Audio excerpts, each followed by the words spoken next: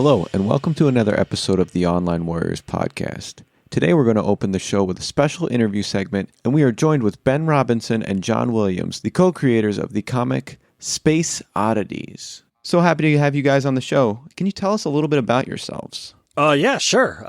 We are two guys that have known each other for, 25 years. Probably about that. We came up with the idea for this book like 15 of those years ago. And we've been kind of kicking it around for, loosely for a while, kind of talking about it in backyards. And then we finally decided to get our shit together and make it happen. And last year we did our first Kickstarter for the first issue, and it was successful. And we fulfilled that in April of this year. And now we're back at it again for issue 2. Wow, very cool. So going into the comic books, you obviously had some sort of love for comic books to begin with. What was your favorite comic books growing up? Oh, well, I mean, I've always been a colossal comic book fan, probably to an unhealthy level. But, for me, it was always Superman. Like Superman and Batman, DC Comics were my jam. I don't remember a time where I wasn't just enamored with comic books and superheroes. And I always wanted to draw comics my entire life. So that ended up taking me to animation school, but it took me a few years to get back on track with comic books. But I mean, I was a kid of the early 90s, so X-Men was in everybody's face. The Jim Lee, the Image Boom. I'm so glad that you said that you loved DC because, and I'm going to get flack for this on the podcast, I'm sure of it, but DC Comics does comics fantastic. Marvel's got the movies, kind of the formula down, but DC Comics all the way. So kudos to you. Yes. John, do you agree or? I was more of a Marvel kid, but I think my favorite comic, like growing up when I was a kid, like the comic that I got into first that I got excited about and like really read a lot was actually The Max. I was super into The Max. I liked the design of the Max, the weird looking guy, and definitely had a crush on, what was her name? Julie from that book, the hippie chick. I don't know. I never actually really did a deep dive reading that book. But every time I see it, I want to grab one for you. Yeah, I've been meaning to reread it for a while because I was super into that when I was a kid. Yeah, the art style on that comic is definitely different than those of, say, Marvel and DC. Yeah, it's a little more extreme, like not like Image extreme, but like just kind of like everything's proportions are a little bit more exaggerated. And, yeah. And that, Sam Keith with his Marvel Comics Presents covers that he did back in the day with like Venom and Wolverine and Ghost Rider, like his stuff has always been wild. But yeah, like he sort of went a little crazy with the Max. It was pretty good. He's actually a hometown guy. Yeah. He lives like half hour away. Wow. Small world. Knock on his door. Yeah. Which, if you're a fan of art styles, by the way, there's one particular Marvel comic that I am excited that's coming out. It's Marvel, I believe it's called Iron On, or not Iron On. I am butchering it. But anyway, it's like a sort of like a Gundam style Avengers, and it's coming out in March, so I'm excited for that one. So if you're interested in different art styles, check that one out. When I get the name right, check it out at least. It's not about making your own T-shirts at home. Yeah. Or patches. So what inspired you guys to create your own comic book, and how did you come up with the specific idea for Space Oddities in particular? I mean, Ben and I have been creating comics for about a decade off and on, doing our own little stories. We did a time travel story in like an anthology book with some buddies. And like, we've always wanted to create stuff and create stories together. So, I mean, making a comic book just seemed to make sense. We're getting up there in our years and we got to get up off our asses and stop talking about this thing. Cause, we were in our, early mid 20s and we were probably just, sitting around getting stoned and drinking like we did back then. And just talking about all the cool ideas we could do to at that point in time, we wanted to make a cartoon proposal for Adult Swim. This is in its like early years of like Aqua Teen Hunger Force and C Lab, and even like with Venture Brothers coming out, I really liked their style too. I loved Venture Brothers art style. Yeah, like if I could pick any team to produce this as a cartoon, it would 100% be the Venture Brothers team. Their style is fantastic. And, over the years, we kept spitballing. We kept coming back to it, just getting together for a night and having some drinks and saying, oh, yeah, let's work on Space Oddities. And nothing really materialized until more recently. We started doing a podcast ourselves, and we're like, you know what, let's do more. Yeah, and the cartoon, I mean, it would have been great to get it on Adult Swim. That would have been rad. But like, it was dependent on other people, like us selling it to other people and, other people doing something with it. Whereas with the comic, I mean, Jon's a great artist, and he's been wanting to draw comics for so many years that you're like, hey, a comic book is something that just the two of us can actually make happen. True story. We don't need anyone else to well, I guess we kind of need to sell it to other people because we've got a Kickstarter. yeah. But we could still make the comic even if no one wanted it. Yeah, I could hold it in my hand without anybody else's help outside of the two of us. There's nothing to say that after the comic book is complete that it doesn't go on to do other things, like take a life of its own. Yeah. You're speaking my language. Everyone hopes for that big Hollywood paycheck or whatever, but I really do see this as a property that, like, well, take our first 6-issue arc that we're doing right now. I sort of envision that as like our movie or the first season of our TV show. It's one complete arc. It has a start and finish, characters grow, things change, and then from there we could move on to a sequel or a second season, but it really does tell the one story that we want to tell. We've got a MacGuffin, we've got something that people are chasing, we've got heroes and villains, and this was all born from our love of we say it everywhere in our promotions, but Hitchhiker's Guide to the Galaxy meets Indiana Jones. It's adventure, but it's also a screwball space comedy. You're touching on so many of my questions before I even get to my questions. This is fantastic. Whoops, sorry. So you had mentioned I just blab. that originally you guys would hang out and throw back a couple beers, and then at some point you guys hit the ground running. So can you tell us a little bit about your working relationship and really how the magic started to really happen? Well, like I said, thankfully we've been friends for years, and I think one of the things that I've realized from like talking to people about it like this is that one of the reasons I think our collaboration went fairly well and smoothly is that we've been discussing and formulating these characters for over a decade. So like we both have a pretty good idea of what's going on. Or what they would do, who these people are. Yeah, we know them. So it makes it a little easier for us to kind of collaborate on writing them because we're coming from the same place. But like our process right now essentially is like we've got a big outline for the full 6-issue arc that we just kind of sat down and brainstormed our way through and kind of built the bones of it. And then for like the last issue, we each went away and like took those bullet points of what was going to happen and wrote our own scripts and then came back together and basically tossed out any trash and crammed together the best parts. And, I think there was a couple cases where we kind of amalgamated ideas and or went with a third idea that we ended up having while putting the stuff back together to kind of hammer out the best script that we could. And it went really well. It was a really fun, enjoyable experience, which from what I've heard from a lot of other people, collaboration is not always like that. Yeah, teams can be difficult. So, yeah. Space Oddities issue 2 Kickstarter campaign is currently underway, but can you tell us a little bit about what the Kickstarter process has been like for you guys? Grueling? Yeah, I'm going to leave this one to Ben because thankfully, since we wrote it together and we can do that one reasonably fast, and then I'm off there drawing it. He really just took this one on himself and knocked it out of the park. So I can't really speak to it nearly as much as Ben can. Yeah, it's a lot. Like the first one was the toughest part of it was getting used to promoting yourself and like telling, posting on social media regularly, like, hey, I did something cool. You should spend your money on it. That is just a completely foreign and uncomfortable thing great for me to do.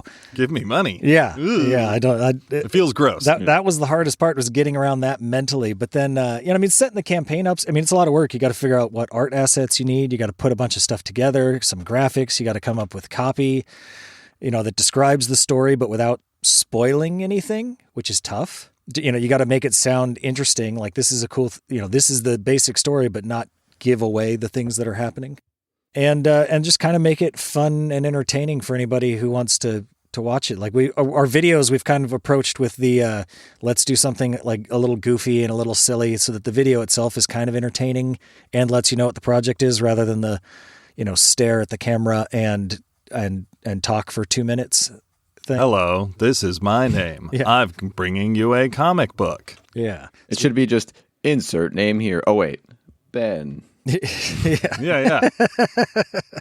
Yep. So yeah, we try and make that a little fun as well, since it is a comedy property. It allows us the ability to slip some jokes and silliness into the campaign as well. We don't have to be all serious there. But as far as running it, it is just it's a lot. You put it out there, and you have days where I think in the first 12 hours we got to like 25%, and it was like, all right, this is cool. And then it's kind of like leveled off. And so I try and keep myself from like checking it every day, but I check it every day. Yeah.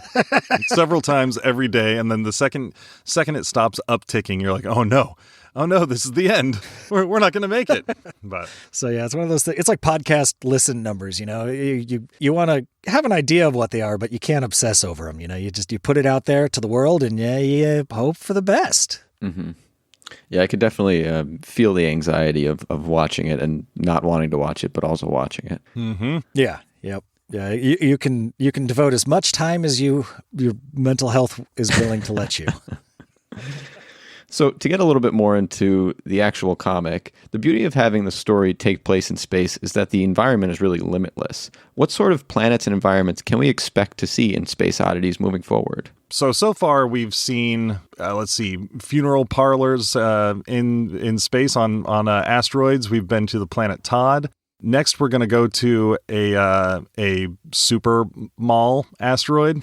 Yeah, like the mall of the galaxy. Yeah. We're going to be heading to Rygar 6, which is it'll be an important stop along the way, and we'll meet a fun cast of characters there. Let's see, what should we say about Rygar 6? I don't know. Don't spoil it. I don't want to. Okay. I don't know if it would spoiled. Necessarily spoil anything there, but it's kind of a resort planet. It's a resort. It's kind of like a mix between a resort planet and Mustafar. Not the greatest mix, but and we're definitely going to be making a stop in a place called Abracadabria, I believe. Yeah. That's at least our working title for the planet. Yeah, it's a close-up magic planet. Yeah. Like, why not? I really hope it's very gimmicky, because I can see that being hilarious. Oh yes. Oh yeah. There we go. That is. I think that's the whole reason for its existence. Yeah, exactly. We came up with that name. And we're like, yep, yeah, that has funny on it, so we can work with that. Yeah, and then there is a location or two that we'll keep close to our chest for the climax of the story. Okay, I'll allow it. So this is my favorite question. To give our listeners a little taste of what some of the characters are like, I'd say from my personal interpretation that Jet reminds me of Gamora from Guardians of the Galaxy. Jorge reminds me of Patrick Star. Very loyal, but surprisingly smart as well. Yeah. Dirks reminds me of Archer. Do you concur with these inspirations, or do you have better comparisons that you guys would make? I totally concur with that. I never made the comparison with Patrick. That is great. And I'm so scared of making comparisons, because then all of a sudden I'm like, oh crap, does it seem like I ripped off this character? Because we actually heard recently from someone else the Archer comparison, and I totally see it. I love it. Yeah, but I can absolutely see the association there. Yeah, it never occurred to me before someone mentioned it. Well, because in the arc in issue 1, everything just kind of worked out, and it was always, oh yeah, I planned it that way. Yep. That's where I sort of drew that that's from. very much who he is as a character. He is all bravado.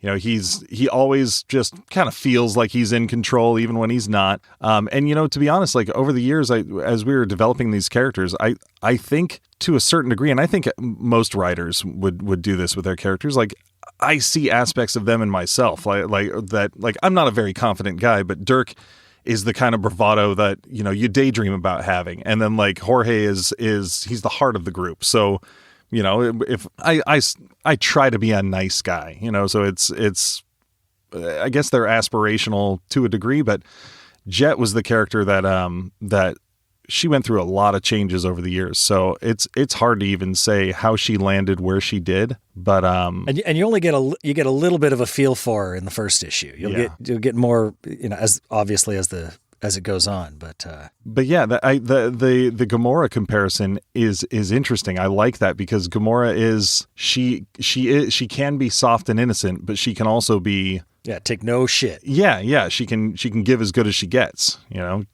She's not just going to get taken advantage of. Yeah, exactly. I do like that. Yes. Good. Then I'm excited for that team up. So the comic follows the story of three main heroes, Dirks, Jorge, and Jet, but there were many other characters introduced along the way. Can we expect further development of tertiary characters in their own segments, sort of like a growing universe? Yes. In fact, we without spoiling it, we see a couple villains in the end. They show up in the second. Actually, you know what? Almost everyone shows up in the second issue, but yeah, they will all be playing throughout the entire series. Everyone that showed up there, except Ben's parents, who were in the background on the skiff ride. They might not show up again. They don't have names. They don't count. Yeah, unless they buy their way back in. Oh yeah. One of our perks is being drawn in. So if you keep paying us every time, maybe you'll keep showing up. Yeah, and we did talk to somebody who backed at that level for the current campaign, where he actually talked to us about making him a recurring character. He's like, I'll back at this level every time. I want to be in every issue. Just make me the same character. I'm like, all right, this will be interesting. We get to write somebody in somehow, in some way. They're not just going to take over the series. No, I'm thinking something like the cabbage guy from Avatar. Oh, yes. I would love to be the cabbage guy in any show ever. So he shows up for a panel or two here and there, and but he. And then he even had a successful industry in Legend of Korra. Just to be able to build, if you can really build up on this Kickstarter person that you're talking about, that would be amazing. Yeah, it's a fun little running, it's like a running gag, and you can, like they did with Avatar, you can kind of build it to something that kind of pays off in the end even. Which is or like in the second arc, he could turn out to be a new villain or something. You're like, oh shit, he's been there since the beginning. Oh, sorry, can we cuss on this show? Yeah, it's fine. I just realized. Okay. Wow. I don't know if we've ever gone this long on a show without cussing. I'm not entirely sure I did. Well, I'm glad I bring out the best in everyone. But yeah, the tertiary, some of the other characters will definitely get maybe not as much development, but some more screen time. I mean, you'll learn more about them for sure. Yeah, there is a shadowy figure in the end of the first issue, or towards the end, where he's going to be kind of a more background player.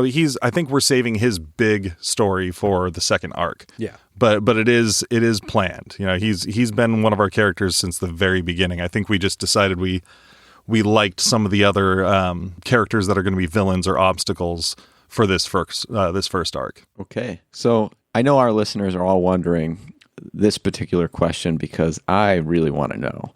One of the plot lines is a robot receptionist who has the hots for Jorge.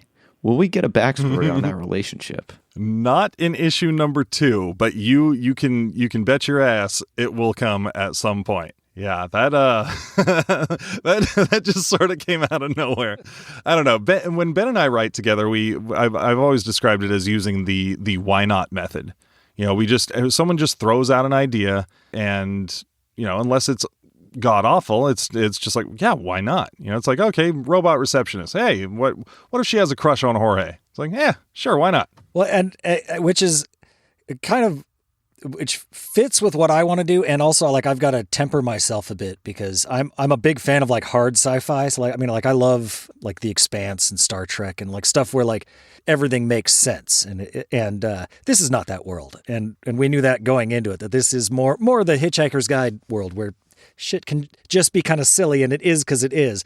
Now it's got to be consistent with what the characters would do and what the story would do. It has to make some sort of sense, but it could be completely absurdist sense. But that relationship kind of does make sense because when we get to the character description, Jorge's specific attribute is that he has a mechanical aptitude. And so for a robot to be interested in him really has some kind of development there. Yeah, Well, we're gonna have to list you as a as a kill writer on here because I like that. Yeah, maybe he fixed her good once. It's like when you're DMing a D&D game and one of your players comes up with a better idea that than you had originally, and you're like, "Yep, that's exactly what's going on." Yeah, you guys, that's what you totally meant. Yeah, well, we wrote it into his bio, of course. Yeah. Thank you. So this is the last and final question that we ask all of our interviewees. If you were a superhero, what powers would you have? I mean, Ben, you want to take this? Because I would clearly just go, well, I'd have Superman's powers because he's my favorite. Well, but everyone would have Superman's powers. He's got everyone all would the have powers. time control. Come on now. Oh, time control would be pretty badass. I mean, I'll just throw it out there. I'm just going to put the number one on there for me, flight. Everyone says like flight versus invisibility. Like invisibility would be pretty cool, but like flight and let's add some super speed in there. Like I think I would be just you could only fly at the speed you walk. Kind of no, I'd love to be able to run at super speed because at a certain point it almost becomes like time travel. Even though unless my brain processes super fast, then it might just be like I'm actually running across the United States. But you can only go in real time for me. But with that, yeah, never go back. But yeah, I mean, there's nothing that I would love more than to be able to have control over being high up because I'm terrified of heights. I'll never go skydiving, but if I could actually confidently suspend myself way up in the sky and fly around, I absolutely would. I'd love it to death. You would be nervous the whole time that for some reason it would just stop. That's a part of my daydreams every single time I daydream about it. It always leads there. I would probably go with either invulnerability or teleporting. Does the invulnerability include to viruses and things like that? Like, is it just completely, or is it just like physical? I wouldn't want to be incapable of. I mean, it would be great to just be like one of the ones I've thought of in the past is like, just basically you're in perfect health all the time. And so that would be, so you couldn't get sick or any of that. But like, so does perfect health cover getting your arm cut off? Like having your fingers missing is not proper health, right? Like bleeding's not good for your health. sitting on the couch eating fast food for 2 weeks, like do you not put on any weight? Yeah, exactly. Yeah. You just stay in peak performance all the time. That'd be kind of nice. I would just want my knees to stop doing that cracking thing every time I move. Right. Absolutely. That's the goal. Be able to stand up without making that noise. Yeah, old man noises. I've got a bulging disc in my lower back now that's pinching nerves. Like, yeah, that would be really cool if that didn't happen. Yeah, I just want to have like the health of my 20s for the rest of my life. That would be nice. Okay, fair enough. Well, all right, that's all the questions we have. Is there any other remarks that you guys would like to add to the show? I mean, go check out the Kickstarter. It's live now. Space Oddities #2. We'll give you guys a link to put in the show notes or whatever, and check out our podcast, Geek Exploration, the podcast. All right. Well, thank you very much, everyone. And now back to our regular show.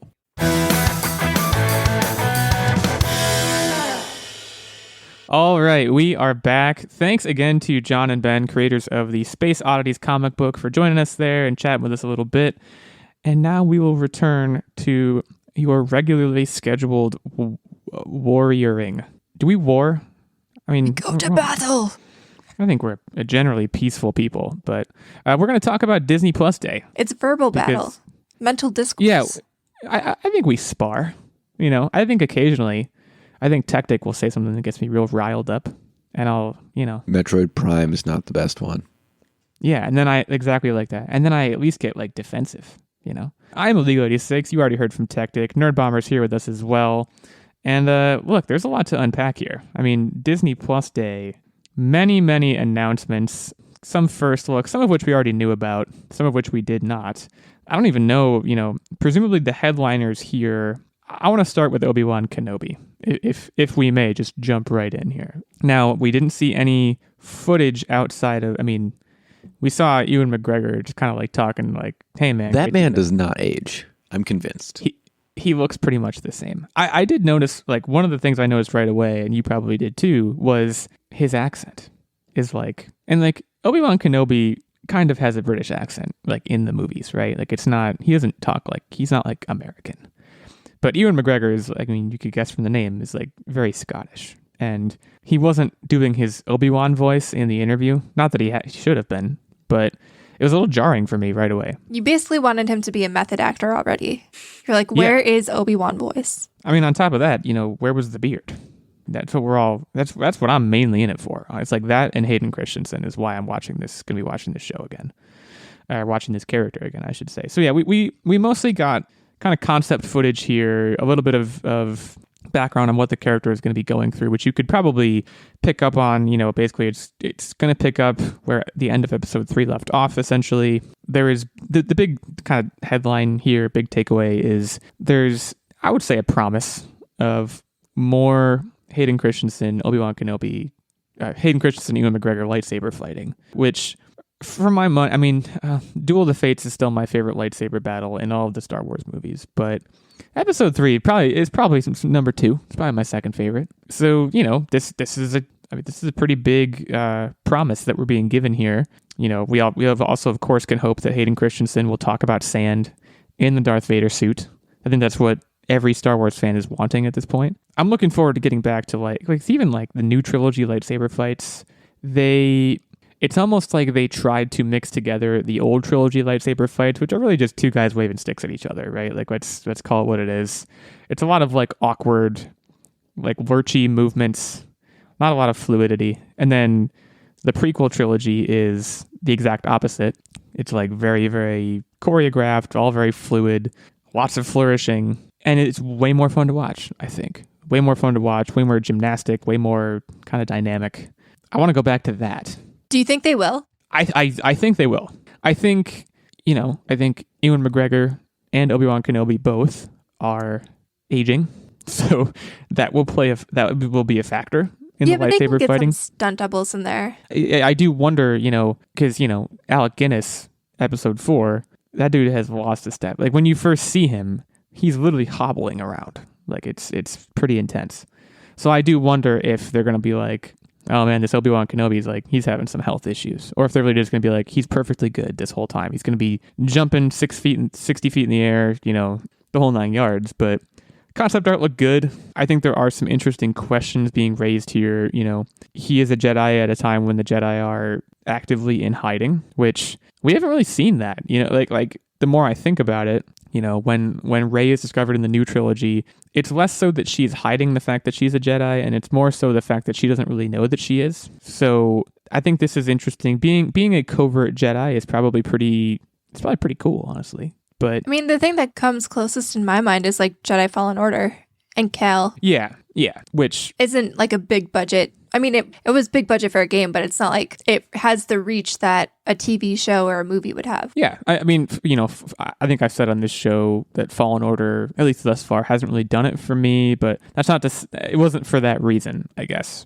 He was, at the beginning of that game, a Jedi in hiding, and that's ostensibly what Obi-Wan Kenobi would be here. I guess I want to give Obi-Wan Kenobi much more credit and say he would be a lot better at hiding it. Because, the jig is up pretty darn quick in Jedi Fallen Order. He kind of, spoiler alert, but it's like the first 5 minutes of the game. He kind of like reveals that he's a Jedi. So yeah, I don't know. I mean, this is really exciting. Another question I have that I would pose to you, Techtic, because you're awfully quiet over there. Are we going off-world?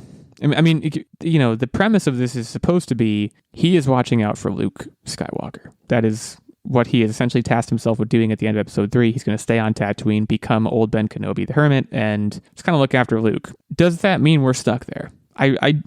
Well, I have an opinion, but I want to hear yours first. I think, yes, he will be stuck there, but I don't think the story will be stuck there. I think what they're going to do is make you sort of love both sides of it. I really think that they're going to follow parallel stories of Darth Vader and Obi-Wan. So this way you can sort of empathize with both halves, and it'll make a meeting of the minds, so to speak, when they do come to their final battle. So you'll kind of see the back of how they each got to that point, and then...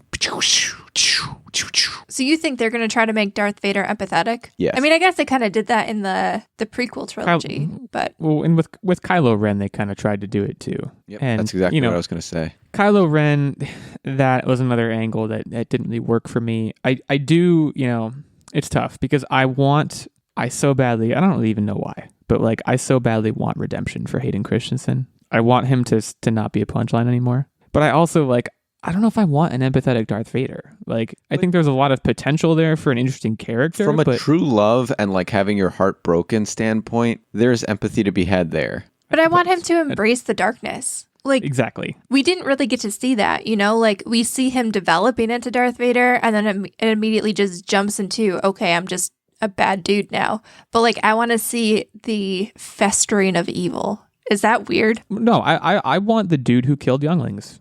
Like, because that was pretty captivating in episode 3, right? It was like, wow, this is getting dark. I thought that was cool. You know, I wanted Kylo Ren, I wanted them to have to kill him. Like, I wanted them to like try and save him, like Han Solo tries to save him and he dies, right? And, you know, I wanted other characters, numerous other characters, to try to save him and fail because he's just too far gone. Like that, I thought that would have been so much more interesting than, he learned the power of love. No, forget that. He's bad. He went all bad. You got to kill him now. Like, I don't know. You knew as soon as he was related to Luke Skywalker, though, there was no world in which they would make him all bad. I just like, I want more hard edges in the Star Wars universe. And like, The Mandalorian kind of got close to that, but then they were like, oh, look at this cute baby Yoda.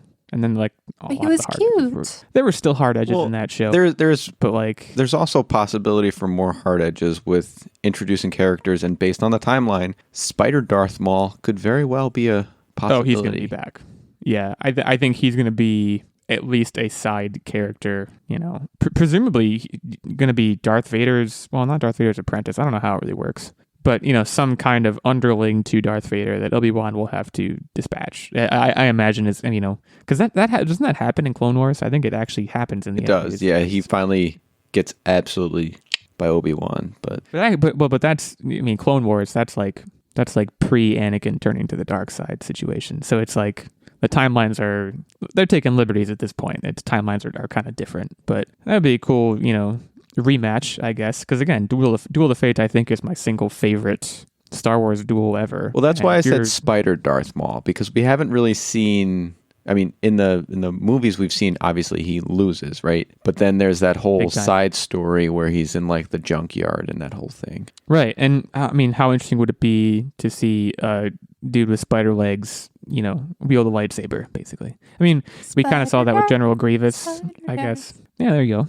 And General Grievous was like also, I don't know, I don't want to call him a punchline. I don't think he was that bad, but people kind of thought he was a ridiculous villain. I always thought he was okay, but yeah, I don't know. I'm excited for this one, definitely. I think this was the only, you know, we got the teaser for a kind of Boba Fett behind the scenes. I can't remember what it was called. I'm scrolling through like this long list of things. Like that, Under the Helmet, yeah. Under the Helmet, The Legacy of Boba Fett, documentary special, a totally different thing, obviously, but looks very interesting, you know, when you consider how few lines this character had, how little screen time he had in the original trilogy, and still became a thing, you know.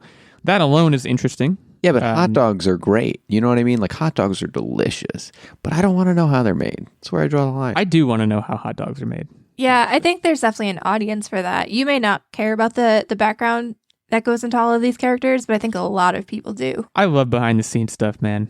I love watching like documentaries like this. I think I'm actually going to get a big kick out of that. There's not much more to say about it than that, especially considering the bigger fish we have to fry here. But like, I think that's going to be cool, especially, and it, you know, it's a decent precursor to the Book of Boba Fett.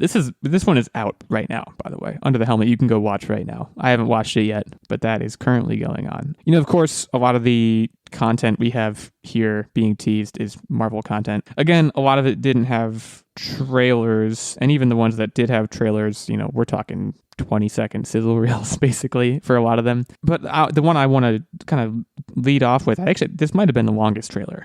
Moon Knight. It seemed like they had a decent amount of footage put together for. Boy, what a turnaround for Oscar Isaac being the hottest man in the world in Dune, which if you haven't watched Dune, he's the hottest man in the world in Dune. Going from that to just looking just horrible. I mean, I've never seen him look so bad, which is, you know, intentional. This looks super cool. This looks, I'm very into this. Is kind of my broad takeaway here. Just this tortured guy who is quote unquote a hero, but doesn't really know what's happening.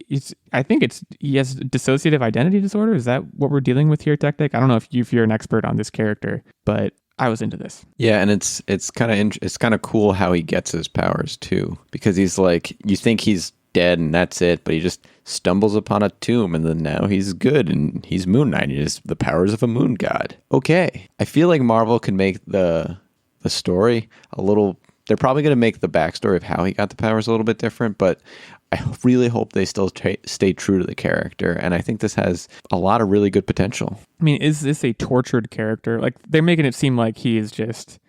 He's really a mercenary, so obviously he's got some skeletons in the closet. Right. I mean, we've experienced some, like, WandaVision kind of toyed with this quote-unquote dark side, so to speak. But, like, I don't know, we haven't gotten anything really gritty, really, darker for lack of any better word. The Disney Plus shows have all toyed with that. Like, Falcon and the Winter Soldier did at one point too, but like they always kind of go back to like just this, this Marvel show, this playful, everyone's good at the end of the day kind of thing. And maybe that's what this will be too, but it just gives me this vibe much more so of like, this is going to be, I'm going to use the phrase hard edges again. This is going to have some hard edges. And I think that's great. This will maybe, and I might be totally off base here, but like Moon Knight hasn't really been connected to the greater MCU. And I'm not saying that they're not going to, because that's where every character He that obviously will. Like he obviously will. But I feel like because it's premiering on Disney Plus, because not a lot of people know his character, and let's be honest, like it's not like it's this big draw to like kids and family, the trailer in its own nature and tone is darker and grittier. I feel like they'll have a little bit more leeway to explore that darker side. And then probably once he starts getting tied in, then they'll have to pull it back. And then it'll be super jarring because it'll be like, oh, we got used to this really dark and gritty character. And now he's doing punchy one-liners in the middle of an ensemble movie. Right. No, he's not a team up kind of guy. So yeah. I mean, I would like for him not to be. Because that would be different than, we have all these people who, oh, well, yeah, we can work together. Oh, quippy this, quippy that. No, I want someone who kind of lone wolfs it and just like, presumably still does good things, but like is tortured, Well, it's kind of like, I would love it if it was something, and we'll talk about this later because we finally watched Shang-Chi, but it would be great if it was something like that where it's a completely almost standalone thing. And then obviously at the end, it all gets tied back into the MCU. But like, if it didn't, I feel like it would make it so much better. Now, I did not watch Shang-Chi yet, but that's like what you just said cannot be characterized as a spoiler because it's just we know it's just how Marvel be. Yeah, every Marvel anything has a mid-post credit scene that ties it back to the MCU. At this point, like we're how many years into the MCU universe? Like we're here. You know the formula by now. And it's a winning one without a doubt. So you just called it MCU universe, by the way. Yeah, because we are living in the MCU's universe. We're just audiences in their stage. She-Hulk, this was maybe 20 seconds long. Again, there's like, I feel like every one of these little sizzle reels has like the one shot that they put together the sizzle reel for. And in this one, it was the Green Lady. That's, she doesn't look very Hulk-like. I don't know, she pretty much just looks like green Tatiana Maslany, which I don't know. She doesn't have the full extent that Bruce Banner got. Basically, she got her abilities from an emergency blood transfusion from Bruce Banner, and that saved her, but also gave her I guess we would call it Hulk-light ability. Yeah. Where she keeps her intelligence. She still has like fits of rage and things like that, but for the most part, she can still legal the crap out of you in the court of law. Right. Which is good. Sometimes you gotta, What's interesting about this character in particular, though, it's another Marvel character that is known to break the third wall. And so I'm excited to see some of that. And we actually got alluded that will happen in the show as well, based on that campy cutscene. Oh, yeah, there's that. Well, at one point she looks straight up at the camera, too, like right at the beginning of it. So, yeah, I could certainly see that happening. I mean, again, they saw that it worked with Deadpool, right? So theoretically, if they're taking, I don't know if Marvel is in a position to like accept feedback at this point. But by the way, I broke the wrong wall. I meant to say fourth wall. Right, the fourth wall. The third wall is commonly broken, I would say. Well, yeah. Which wall is the third wall? Is it the back wall that's the third wall? Because the front wall, the screen, is the fourth wall. Well, we'll figure that out in post. Miss Marvel, we had already seen some footage for. This was again, a solid 20 seconds. We didn't see. Like, Miss Marvel is the one that her hands get really big, right? Yeah, which is interesting because I'm hearing that they totally got rid of that ability and gave her more cosmic abilities. So what does that mean?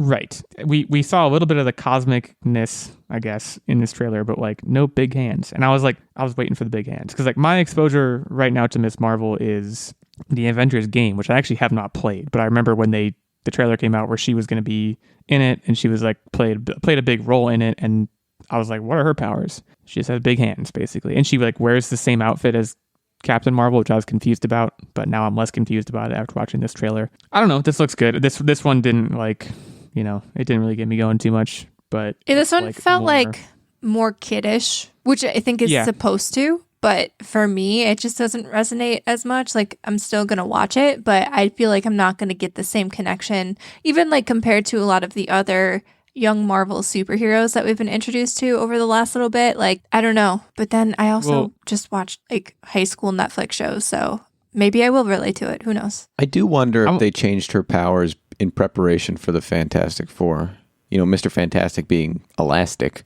So they didn't want to probably inundate us with big hands, so to speak. Well, they might have also thought, like, I don't think it would be beyond the MCU at this point to also think like they might have screen tested the big hands and been like, this just looks ridiculous. There's no way we can make this look good, because it does. It looks ridiculous. Or yeah, like you said, it could be a Fantastic Four. You don't want to get too close to Mr. Fantastic kind of thing. Speaking of, you said more kiddish. Total transition. I know we will get back to Marvel, but one of my favorite things that I watched, Disney Plus Day trailers, and I'm 100% going to watch it, is I think it's just called Baymax.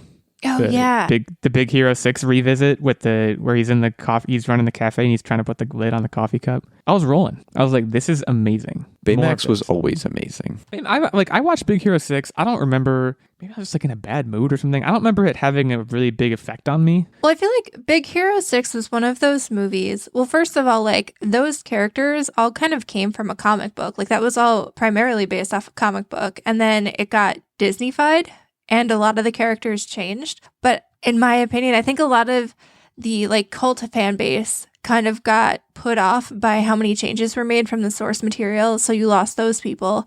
But then like I feel like it didn't get, and maybe it did at the time, but it didn't feel like it got the exposure and the marketing that so many of these other Disney movies have. And I remember seeing it and it was just like, I thought it was really good, but there was not a lot of hype or hubbub around it at the time. So I'm really excited they're going back to revisit this property, because I think the last time that I saw anything about it was actually when Kingdom Hearts 3 came out. And I remember a lot of the feedback on that was like, oh, why did you pick this kind of obscure Disney movie that nobody cares about? But it is a really good movie, and Baymax is incredible. And I'm so excited for this too. Yeah, the sense of humor is just, I don't know, maybe my sense of humor has changed since I watched the first one too, but I was just like, man, this is so funny. This is the bit in the coffee shop. I was like, this is amazing. Whoever wrote this is exactly what I want to sign up for. So I don't know. I wanted to mention that. I mean, we got a bunch of other Marvel content here. I think all of the ones I'm about to say, I don't think we got any other video footage. We know that Agatha House of Harkness, Catherine Hahn's returning as Agatha Harkness from WandaVision, with Jack Schaefer returning as head writer. He's the head writer for WandaVision. So that's going to be happening. Marvel Zombies, interesting. I don't know, did you guys watch all of What If? Which is also, by the way, an announcement. They're doing season 2.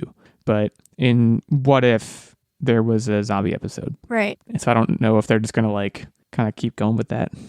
Or yeah, I'm curious to see if they're going to continue off of that What If episode, or, and Techtic, correct me if I'm wrong, but I believe, isn't there a whole Marvel zombie there's a whole universe? So I think it would be interesting, like, okay, yeah, they did it in What If, but I think it would just be more interesting if they explored the comic universe more so than just that little snippet that we got out of What If. I hope that might have... They don't use the comic universe at all, and it's just a series of zombified superheroes grunting at each other, like the slow zombies. You know what I'm talking about? I do not. I would like to see them all grunt at each other, though. That'd be pretty amusing. The What If episode might have just been they put some feelers out. Like, do people respond to this? And I think generally the response to that episode of What If was like pretty good. So that might have been their signal to like, okay, we're gonna go all in on this. Well, I think zombies in general, and this isn't necessarily Disney specific at all, but I think zombies in general are just kind of having their little bit of a comeback. Like they hit their height of popularity. Like if you remember, go back to when The Walking Dead started and like Left 4 Dead was around, and it felt like there was zombie everything. Say, like 2009. Yeah. I think is when that was like the golden age There's a lot of zombie stuff going on. And now, like, a decade has passed, and maybe people are like, okay, you know what? Like, The Walking Dead officially is over. I think we're ready for some new zombie stuff. Let's go. Let's do this. But is The Walking Dead over? Because I think isn't Rise of the Walking Dead, or what this spinoff is called? Isn't that like Fear the Walking Dead? Isn't that like still going? I don't know. Okay, maybe I'll get some flack for this, but does anybody actually watch that? I mean, they must, because AMC wouldn't renew it. But like, I don't know. I think a lot of people checked out of even mainline The Walking Dead a while ago. Once Glenn died, that's it. I made it through once the main character left the freaking show. I made it through 2 seasons of that show, and I was like, all right, this is a good place to get off. and then it ran for like 8 more seasons or something. And that's the other thing I think I probably said this on the podcast before. I'll say it again. Walking Dead fans, by far the worst fans with spoilers, and it is like not even close.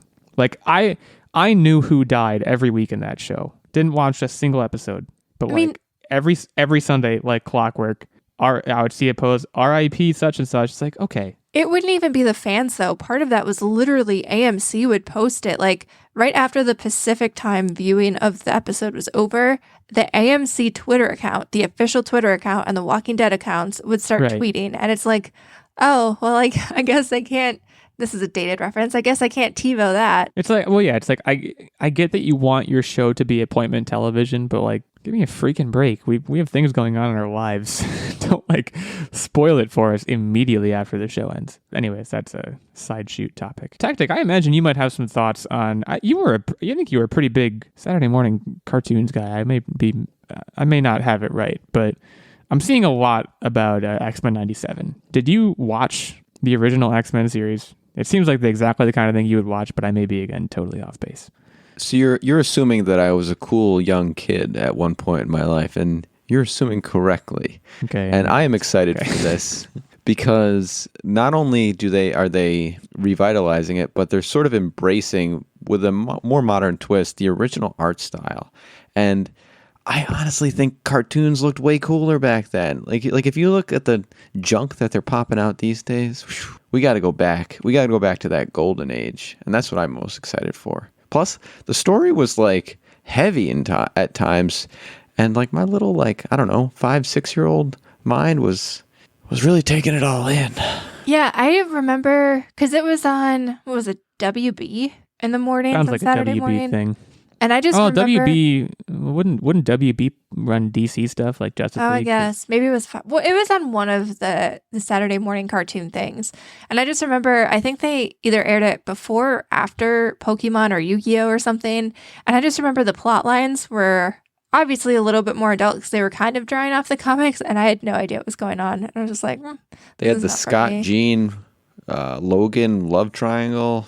People died. It was all there. Do you remember that there was that YouTube video this was like the dawn of YouTube. This was like one of those like funny videos that may have gone around even before YouTube. The guy who dubbed the X-Men, I'm the Juggernaut bitch. Do you remember this?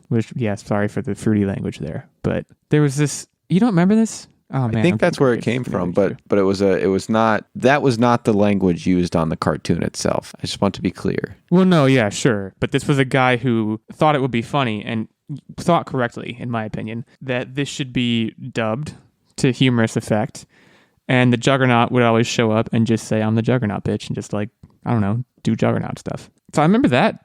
I remember the cartoon in that sense, but I did not watch this myself, but I know people are going absolutely crazy about this one. And I'm inclined to agree about the animation style. I mean, my recent exposure to animation, there's a couple of really good ones. I thought What If was really well done. I thought Undone, which is a show on Amazon that uses rotoscoping, is also really well done. I'm going to make a public service announcement. Why don't you? To all you adults out there that think there's a stigma against adults watching cartoons, stop.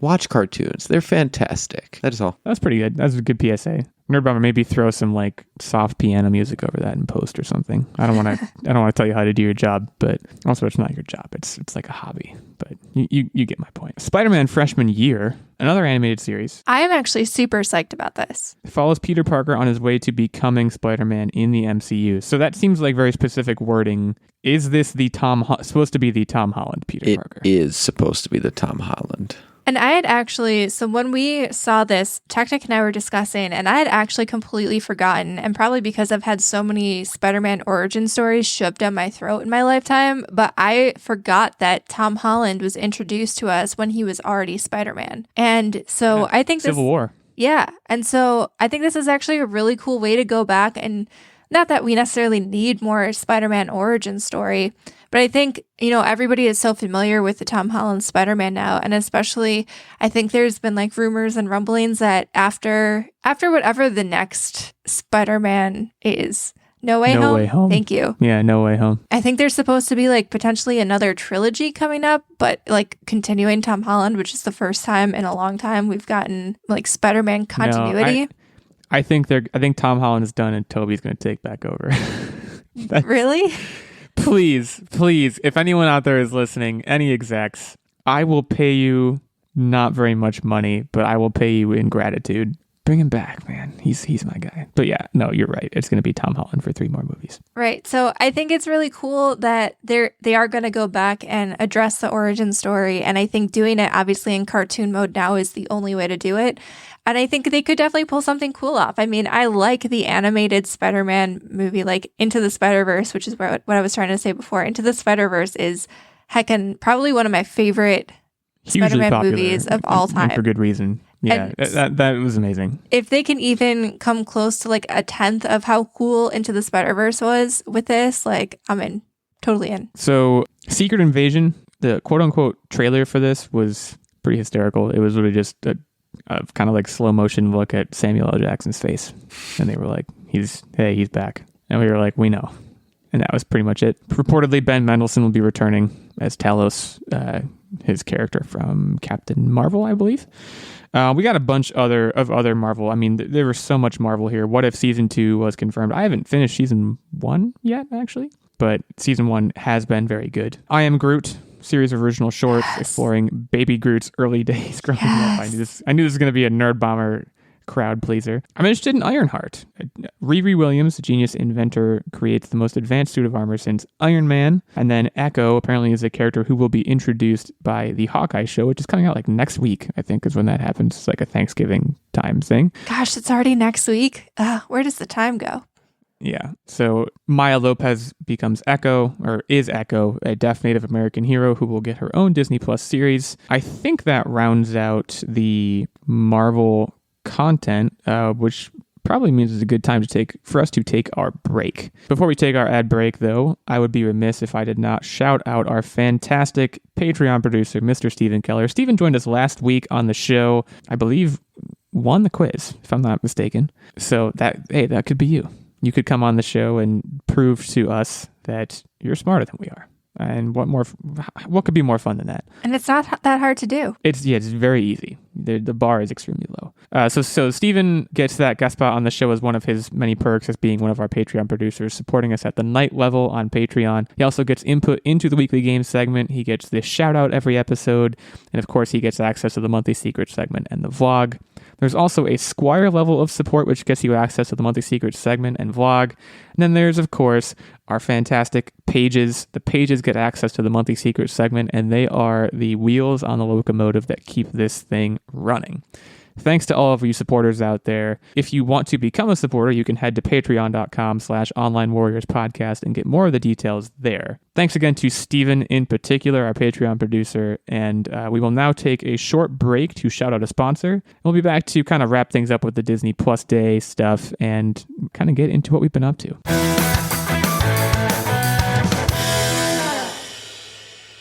Since 1998, Stamps.com has been an indispensable tool for nearly 1 million businesses. Stamps.com brings the services of the U.S. Postal Service and UPS shipping right to your computer. Whether you're an office sending invoices, a side hustle Etsy shop, or a full-blown warehouse shipping out orders, Stamps.com will make your life easier. All you need is a computer and a standard printer, no special supplies or equipment, and within minutes you're up and running, printing official postage for any letter, any package, anywhere you want to send it. And you'll get exclusive discounts on postage and shipping from USPS and UPS. Once your mail is ready, just schedule a pickup or drop it off. No traffic, no lines. Cut the confusion out of shipping with Stamps.com's new Rate Advisor tool, and you can compare shipping rates and timelines to easily find the best option.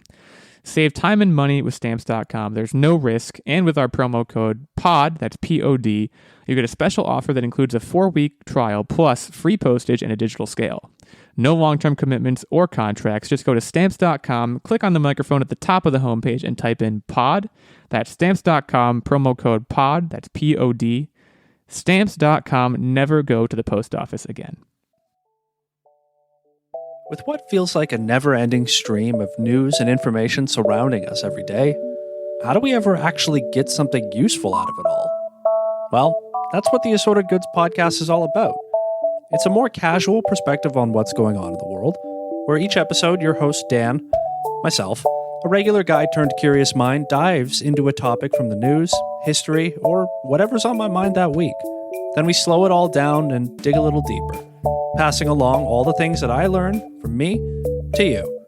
Subscribe to Assorted Goods wherever you listen to your podcasts, and join me on my journey to learn a little more. And not be too serious about it. I'll see you there.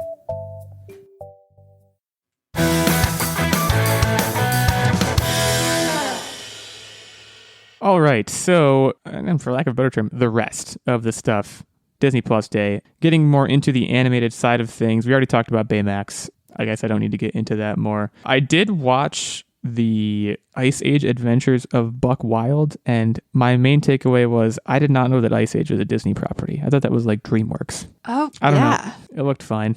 I don't have much to say about that. It was one of the longest trailers. So I wish I had more to say about it, but it was kind of just like, yeah, it's if you like Ice Age, same thing. It's kind of the vibe that I was getting from it. What else in the animated world? Zootopia Plus. This has juice, I think. Short form series, of course, kind of picking up where Zootopia left off. Zootopia, if you don't remember, super underrated. I was going to say the exact opposite. I think that was a big deal for a little bit. That was like one of their headline properties that did very well. I have never seen it. It's pretty good. It's like, I don't know.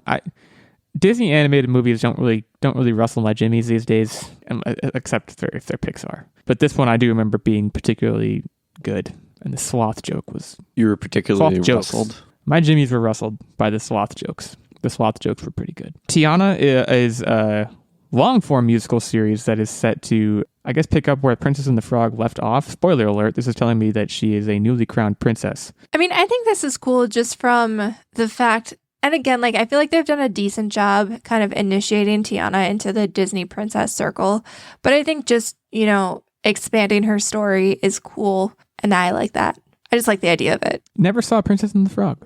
So, Techtic, you never saw Zootopia. I never saw Princess and the Frog. Cars is coming back. Mater and Lightning McQueen from Cars go on a cross-country road trip in this animated series called Cars on the Road. It's a pretty good title. And some of the concept art looks pretty cool. I was very excited. For Cars on the Road? Oh, no, I was going to throw in my own little shout out to Hocus Pocus 2. Got a little photo of everybody, the Sanderson sisters, right, all dressed up and in garb. And I know this is an animation, but it's part of the Disney Pictures group. And it's officially in production, guys. Get hype. Get your Halloween jimmies rustled for next year. And I said this before, and I'm saying it again. They're staying true to the full moon on Halloween cycle. So this is dope. For those new listeners to the podcast, Nerdbomber used to force her grandmother, I believe it was your grandmother, to sit down every single year and watch Hocus Pocus. Oh, not every single year. Every day or something. It was something basically until my parents took away the VHS. They were like, "You're done. You're done here." I remember when you talked about it before, I made a Clockwork Orange joke because by the end you probably had to peel her eyelids back so that she would watch it. So needless to say, you're excited for that. And this is just turning into a list of things I haven't seen, but I never saw Enchanted. That was another one that was like a big deal when it came out. I feel like you would really like Enchanted. It's like I like P-Demps. I could get some P-Demps time, I think. Enchanted was really good at the time because it was a rom-com, but it also kind of pulled back the curtain of the Disney magic aspect of things. Like, it showed that the world isn't this like peachy, rosy thing, but you can still find positivity, sort of. Like, basically, Patrick Dempsey was like this crotchety, he's not an old man, but he's just like a crotchety guy who's kind of like, murr. And then this Disney princess pops out of nowhere into the real world and is like, oh, everything is wonderful. So now I'm actually really excited for a sequel, especially called Disenchanted, because I'm here for crotchetiness. And I feel like just based on the title alone, there's going to be crotchetiness. I mean I didn't see Enchanted, but it seemed like the whole thing was like trope subversion, right? It was like what it was trying to do, and it seems like this will be more of the same. And now Enchanted is on Disney sense. Plus, so you can go back and watch it. That's true. Disney Plus, this is a great time to say it. I don't get on Disney Plus very much. I don't know. I just it's one that I forget, I guess. I want to change gears here in a couple of ways because we're running a little short on time and there's just too much here. I mean, this was a 3-hour long event. I want to shout out 2 things and then I'll turn it over to you guys. You can shout out specific things too if you want. Do you guys remember the Proud Family? Oh yeah. Because that Louder and Prouder, it's back. Start streaming February 2022. I don't know if they got the same voice cast back. It looks exactly the same. Like, it looks and sounds exactly the same. So, credit to them. Good job. This show, I wouldn't say I was like a huge fan of it, but it was fine. I would watch it when it was on. For people who were fans of it, I mean, this has to be exactly what you wanted, I would think. Right? That's the vibe I got from it. So I wanted to shout that out. And then the other thing I was kind of intrigued by, to be honest, Limitless with Chris Hemsworth. This is a Nat Geo series. It made me sweaty. That's like they had like 30 seconds to make me sweaty, and they did. He's like hanging off ropes. He's up on top of giant skyscrapers. How they got him to do this stuff, I don't know. There's like one scene in the trailer where they're like, "You could die," and he's like, "Whatever." That's pretty good. No, that's not what they said. They want. Tom Cruise would have done this no problem. Yeah, and he was like, "All right, fine." Is it an ego thing? That's a really good point. This looked pretty interesting. Also pretty open-ended. They're just like, oh, we're going to explore like the limits of the human body. It's like, I don't even know what that means. So that's pretty interesting. So yeah, there's a lot else, a lot of other things here. Is there anything else you guys want to shout out specifically that we did not get to? No pressure. You can always just say no. But the other thing that I did want to say is, and we didn't really see anything more about it. We just kind of saw Andy Samberg and John Mulaney. How do you say his name? Help me out here. John Mulaney. How dare you do that to John Mulaney? Anyway, you see Andy Samberg and John Mulaney basically talking about, Chip and Dale Rescue Rangers coming back. And that I'm really excited about just because, like, the nostalgia in me. I remember watching Chip and Dale back, like, man, Chip and Dale. What was some, like, all of those, all like, I know 90s. Is the Christmas one. The 90s, like, Disney cartoons, in the span of, like, Aladdin and 101 Dalmatians and all of those had cartoons. Like, Chip and Dale Rescue Rangers is up there, and I'm super excited for it to come back. Who's going to be Chip and who's going to be Dale? I don't remember. I'm not sure if we're even supposed to know yet, but that's just food for thought, I guess. John Mulaney, by the way, great comedian, going through a lot right now, and a lot of it is not good. So I wish him the best, but also he's got some work to do in his personal life. I'll leave it at that. What else do we have here? Anything else? Techtic, anything you want to shout out? I think we covered everything that I was interested in. Like I said, there's a bunch of other stuff here. The Beatles. There's a docu-series about the Beatles from Peter Jackson. There's a little bit more news about Pinocchio, which has an absolutely insane cast. Oh, can we just say that Tom Hanks is going to be Geppetto? Like, can everyone agree on that? Fairly clear, it seems like. Joseph Gordon-Levitt probably going to be Jiminy Cricket, I would imagine, but we'll see. I don't know. Actually, there's probably a few people in here who could be Jiminy Cricket, but yeah, we'll have to wait and see. Welcome to Earth, 6-part original series starring Willard Smith. I don't know if you've heard of him. And then, yeah, a bunch of other stuff. I'm gonna cut it off here. But yeah, what did we miss? Hit us up on Twitter at OW86, at OW Techtic, at OW Nerdbomber, and our main show account at Online Warriors 1. What did we miss? What did we not talk about? What did we not talk about enough? What did we talk about too much? There was probably something. Let us know. Hit us up there. We're happy to chat with all of y'all. It's time to talk about what we've been up to. We're going to transition right into the what we've been up to segment. I'm going to start this week because something monumental and earth-shattering and historical has happened. I don't mean to oversell it, but if any of you have been watching this show for, a certain amount of time, you've picked up on the fact that on a regular basis, Nerdbomber makes suggestions to me in particular, saying, oh, you would love this thing, you should watch this, you should play that. And I take those suggestions and I throw them in a garbage can and light it on pee fire. on them and then light them on fire.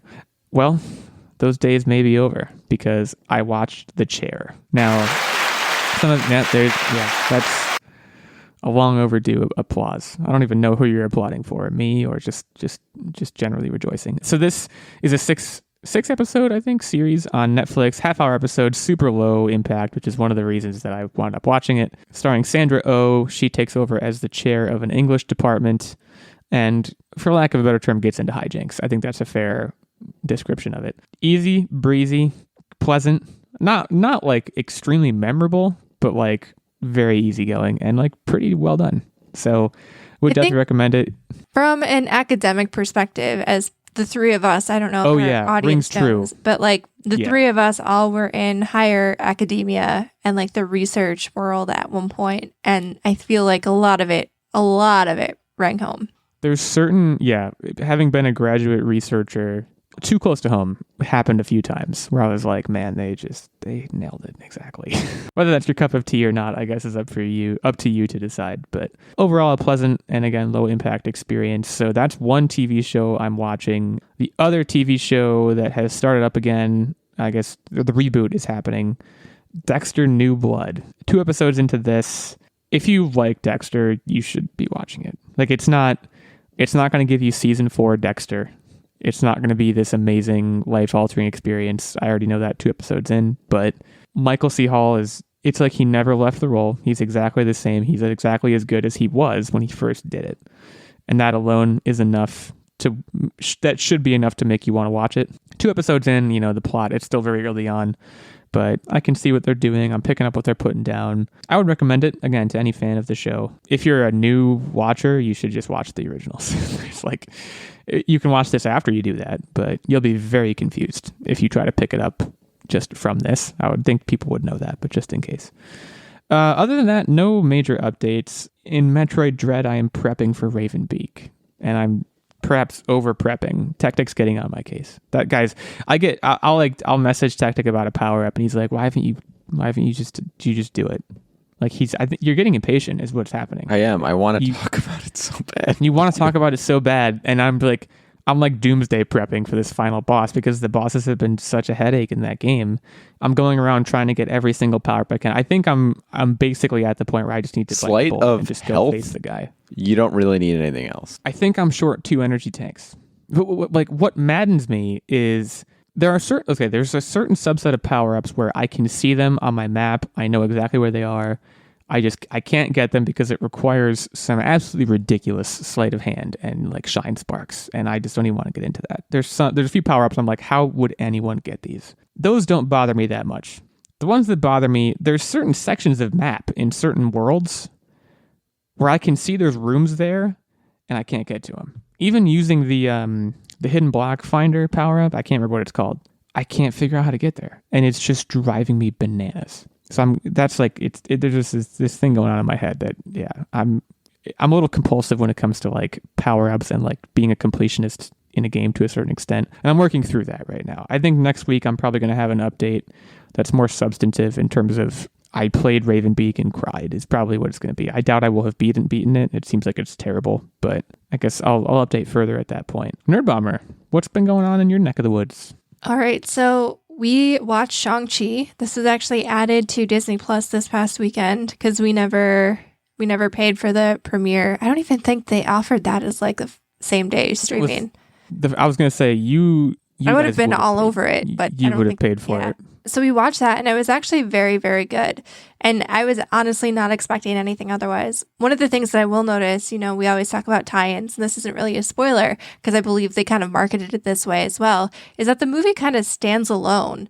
And I actually really enjoyed it. There were points in time when I forgot that I was even watching a Marvel movie. There were some references thrown in here and there, like they referenced the snap at one point. But for the most part, you could watch this in a vacuum and it would still be just as good.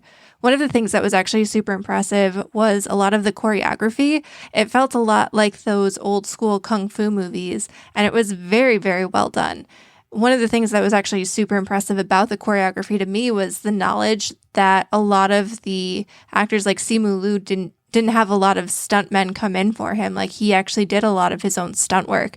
And to me, like the stuff that we were watching on screen, it was very engaging. It was very entertaining.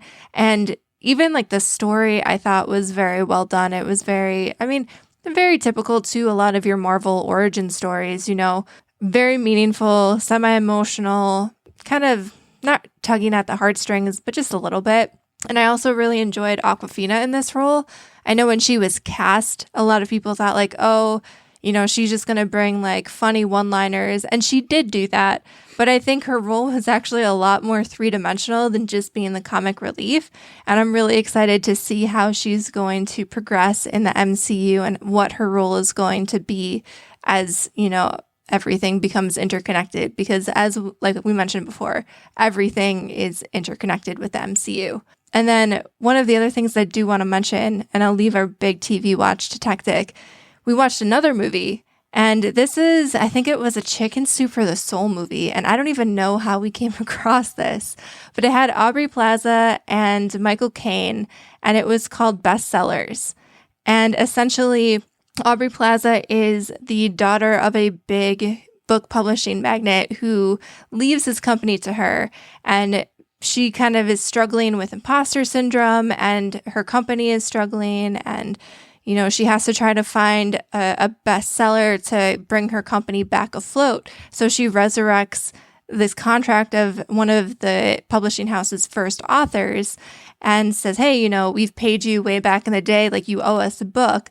And he is very reluctant and resistant because he's just like, he's old. He doesn't want anything to do with the publishing industry or the world at large.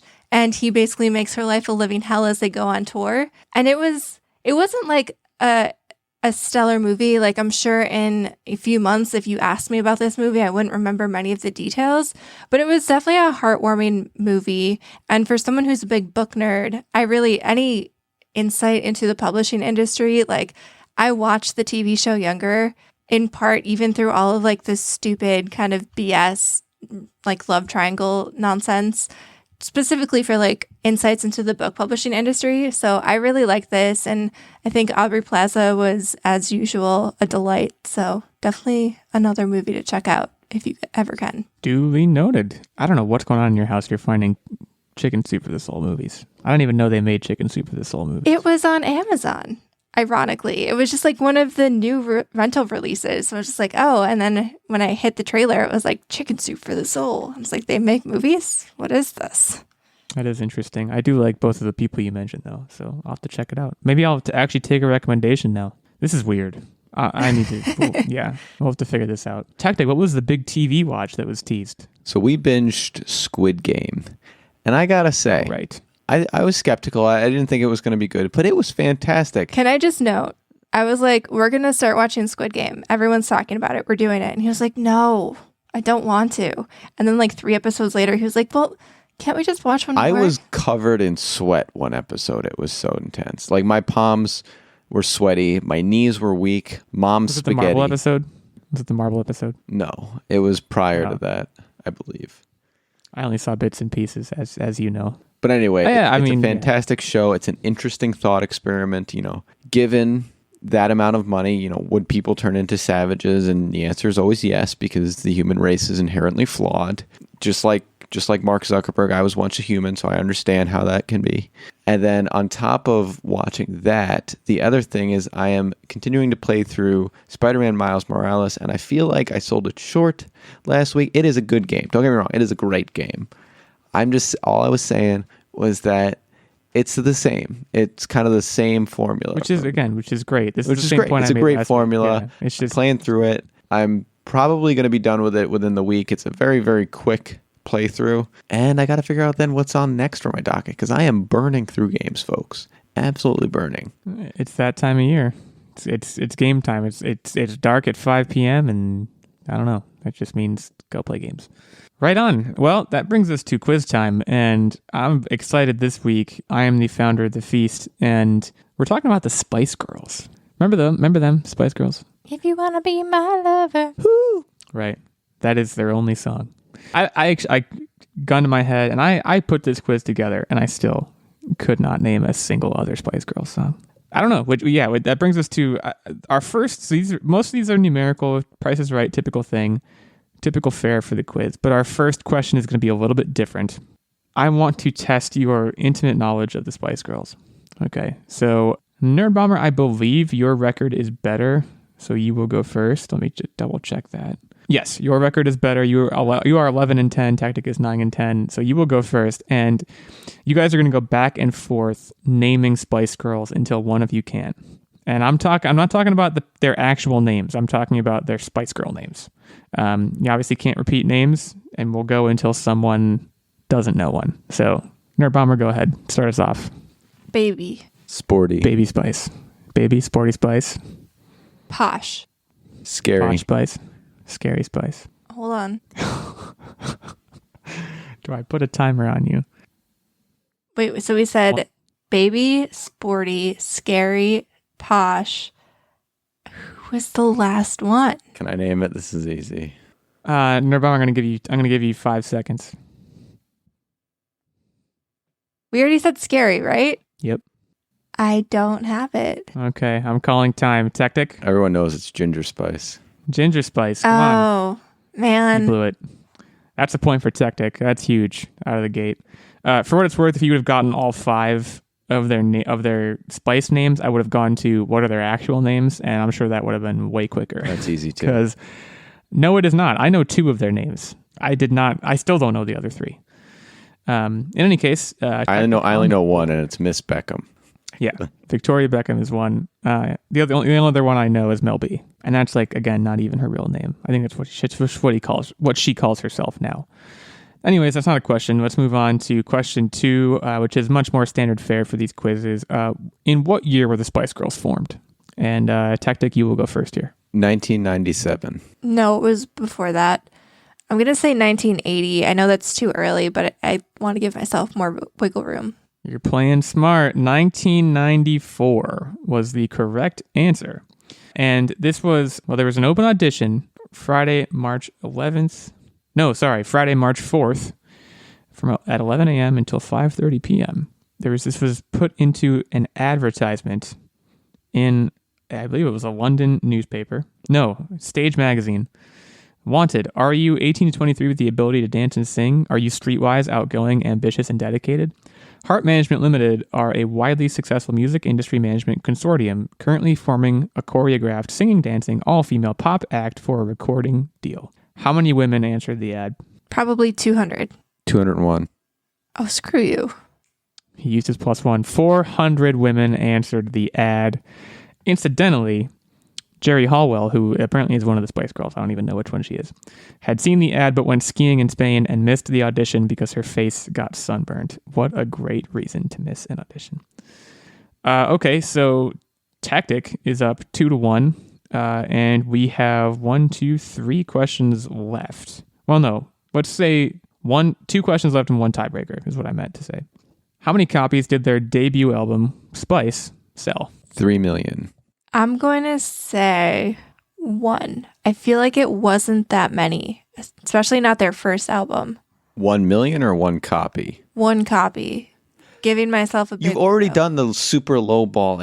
Okay, whatever. No, 1980 was not that low ball of an answer. It was Techtic, basically there is BC. no need for consternation. Guys, this is the best-selling all-female pop group album of all time. 23 million copies worldwide. This was a big deal. This was, of course, the album that had Wannabe on it. Now, Techtic, you have won. It's already 3-1, so congratulations. We'll do this last question for funsies. I'm basically a Spice Girl expert. You're basically a Spice Girl expert. What is the runtime of Wannabe? Spice World? And let's say in seconds. What is the runtime of Wannabe? In seconds. It's short, I think. Can you... I'm going to say 152 seconds. Of one what? What? What? The runtime of Wannabe, the song. Oh. In seconds. And what did you say? 152. You said 152. If you want to be my lover. Oh, no, we are not sitting here while you sing through the whole song. I would actually love it. I'm going to say 2 minutes. So 120 seconds? Okay. Nerdbomber takes it 173 seconds. So just shy of 3 minutes. It is a short song by song standards. I think the average song is probably about 3.5 minutes long. Nonetheless, Techtic, you take it home, which again keeps things interesting in the online. I mean, this is a story now. I mean, Techtic moves to 10 and 10. Nerdbomber 11 and 11. Functionally, you guys are tied. I have to ask, did you have a crush on a Spice Girl? No, I wasn't aware enough of the Spice Girls. I feel like my crushes around this time were, first of all, I think when Wannabe came out, I think I was really like 4 years old, and second of all, my crushes at that time were dedicated to others. My two Can't say that I crushes did. growing up were Britney Spears and Sporty Spice. Which one is Sporty Spice? Which one was Mel B? Mel B was Scary Spice. Sporty Spice was Melanie C, by the way. So there was a Mel B and a Mel C in the Spice Girls, which I did not know again until this very moment. Yeah, so anyways, that's that. You guys are tied. I am viewing it. I think the tiebreaker would go to Nerdbomber because she has 11 wins and Techtic only has 10, but you guys both have an exact 500 record right now, going into basically the last month of the year. And like we're only going to have like 4 or 5 more episodes of the podcast at this point in 2021. We're not closing up shop, don't worry. But this is crazy. Fans of close contests, rejoice. This is grinded out time. So stay tuned. Thank you all for listening. Thanks again to Jon and Ben from the Space Oddities comic book, or the creators of the Space Oddities comic book, for sitting down and chatting with us. And have a great week. Go out there and, oh boy. Tell your local DJ trivia host. Thank you. That's a good one. And it gets harder to do every single week. I should have never put myself in this box where I have to give a specific profession that you have to go out and recommend this thing to, because there's only so many professions in the world. DJ trivia operator is a good one. So go tell one of them, and we'll see you next week.